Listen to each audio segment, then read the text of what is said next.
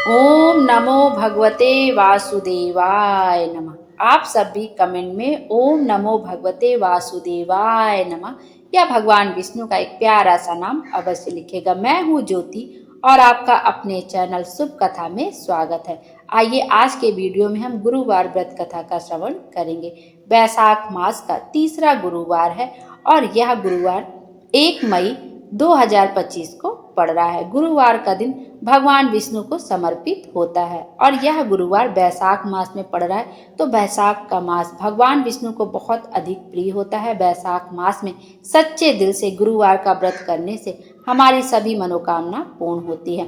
गुरुवार के व्रत में भगवान विष्णु का केले के वृक्ष के नीचे उसकी जड़ में पूजन किया जाता है। हाथ में गुड़, चना, मुनक्का लेकर व्रत कथा का श्रवण किया जाता है और जब व्रत कथा समाप्त हो जाती है तो गुड़ और चने की दाल और जो मुनक्का हमने हाथ में लेके व्रत कथा का श्रवण किया है वो मुनक्का आदि हमें केले के वृक्ष के जड़ में समर्पित कर देना होता है। यदि आप केले के वृक्ष की जड़ के पास बैठकर, केले के वृक्ष के आसपास बैठकर व्रत कथा का श्रवण नहीं कर पा रहे हैं तो आप अपने घर में भी आकर केले के वृक्ष का पूजन करने के बाद अपने घर में आकर भगवान विष्णु की प्रतिमा के सामने एक घी का दीपक जलाकर, देसी घी का दीपक जलाकर भी आप व्रत कथा का श्रवण कर सकते हैं और आरती वहां पर कर सकते हैं। आइए अब गुरुवार व्रत कथा का श्रवण करते हैं।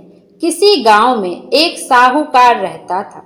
उसके घर में अन्न, वस्त्र और धन किसी की कोई कमी नहीं थी, परंतु उसकी स्त्री बहुत ही कृपण थी।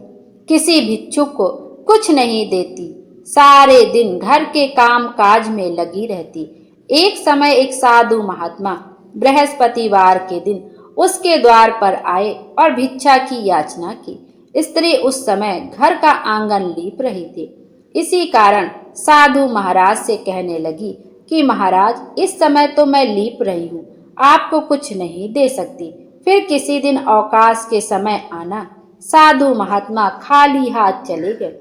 कुछ दिन के पश्चात वही साधु महाराज आए और उसी तरह भिक्षा मांगी। साहूकारनी उस समय लड़के को खाना खिला रही थी। कहने लगी, महाराज, मैं क्या करूं, अवकाश ही नहीं मिलता है, इसलिए आपको भिक्षा नहीं दे सकती। तीसरी बार महात्मा आए तो उसने उन्हें इसी तरह फिर टालना चाहा, परंतु महात्मा जी कहने लगे, यदि तुमको बिल्कुल ही अवकाश हो जाए तो तुम मुझको भिक्षा दोगी। साहूकारनी बोली, हाँ महाराज, यदि ऐसा हो जाए तो आपकी बहुत कृपा होगी। साधु महात्मा कहने लगे कि अच्छा, मैं तुम्हें एक उपाय बताता हूँ, ध्यान से सुनो। तुम बृहस्पतिवार के दिन चढ़ने पर उठना और सारे घर में झाड़ू लगाकर कूड़ा एक कोने में जमा कर देना और कूड़ा फेंकना नहीं। घर में चौका इत्यादि भी मत लगाना। फिर स्नान आदि करके घर वालों से कह देना कि उस दिन सब हजामत अवश्य बनवाएं। रसोई बनाकर चूल्हे के पीछे रख देना, सामने कभी मत रखना। सायंकाल को अंधेरा होने के बाद दीपक मत जलाना तथा बृहस्पतिवार को पीले वस्त्र मत धारण करना, न पीले रंग की चीजों का भोजन करना। यदि ऐसा करोगी तो तुमको घर का कोई काम नहीं करना पड़ेगा।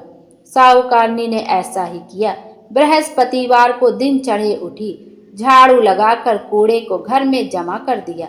पुरुषों ने हजामत बनवाई, भोजन बनाकर चूल्हे के पीछे रखा।